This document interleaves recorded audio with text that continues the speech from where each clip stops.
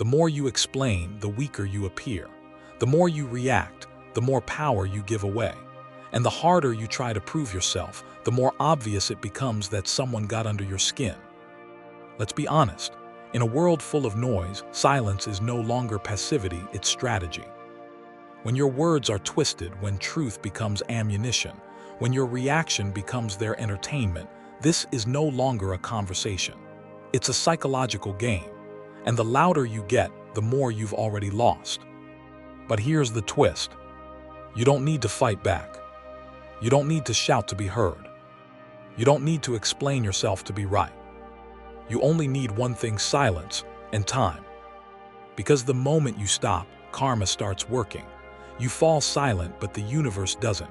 Truth has a gravitational pull, and it always returns to where it belongs.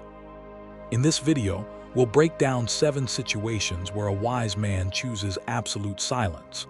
Not out of fear, but out of strength, to protect his energy, preserve his dignity, and let the weight of their own actions crush them without lifting a single finger.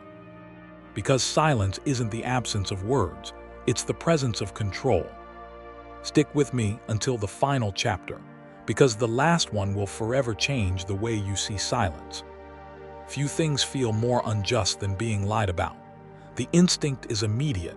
You want to defend yourself, correct the narrative, prove that you're not what they say you are. But here's the truth no one wants to hear. The more you explain yourself, the more suspicious you look. The more you chase clarity, the more chaos they create. Because those who spread lies aren't looking for truth, they're looking for a reaction. They want to shake your calm. They want to see you flinch. They want you to perform your innocence so they can twist it into proof of guilt.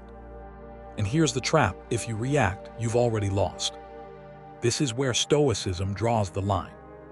Marcus Aurelius once wrote, "If it is not true, do not say it. If it is not right, do not do it." And that's it. No need to plead. No need to explain. You live by your own integrity, not by their version of your story. Because truth has something lies never will: endurance. Lies spread fast, but they die just as quickly. Truth takes longer, but it doesn't need defending. It reveals itself with time. Let me tell you a story. There was a man, let's call him James. He was accused at work of something he didn't do. Whispers spread. People distanced themselves. His first impulse: prove his innocence. But instead he chose silence. He stayed calm. He did his job. He let his actions speak. Weeks later, the truth came out. The accuser was exposed for past manipulations. And James, because he never fought back, never lost face. He rose above the noise. His dignity stayed untouched. That's Stoic strength. So how do you respond when someone lies about you? Trust the long game. Falsehoods are loud, but truth is lasting. Let time do its quiet work.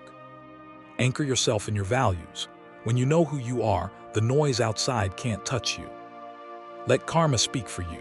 Those who lie often live in cycles of drama, and sooner or later, they lie themselves into a corner.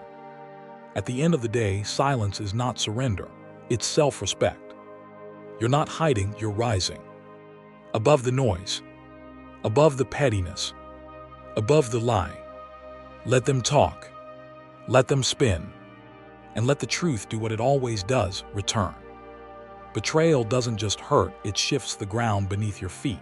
It comes from those you trusted, friends, partners, family. And when it hits, it feels like your chest collapses inward. The first impulse is to confront, to ask, how could you? To demand, why? To plead, do you even realize what you've done? But here's the brutal truth. People who betray you have already justified it in their mind.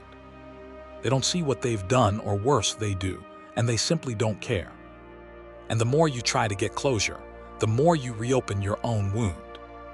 You see, when someone betrays you, what they really want is your energy, your reaction, your pain, your confusion. Why? Because that gives them power. That proves they mattered. So what happens when you give them nothing? No rage, no revenge, no explanation. Just silence.